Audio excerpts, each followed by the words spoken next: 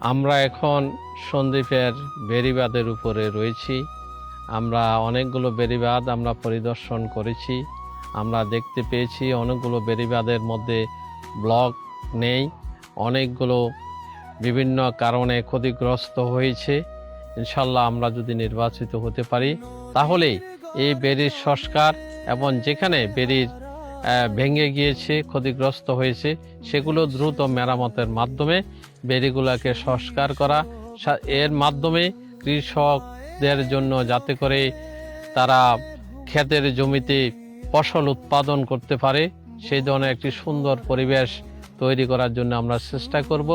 সাথে সাথে এর বাইরে যে প্রচুর চর জমেছে সেই চরগুলোকে বেড়িবাঁধের মাধ্যমে এই চরগুলোকে যাতে করে আমরা মূল ভূখণ্ডের সাথে সংযুক্ত করে সেখানেও যাতে চাষাবাদ করা যায়, ফসল উৎপাদন করা যায়, সেই ব্যবস্থা আমরা করব ইনশাল্লাহ।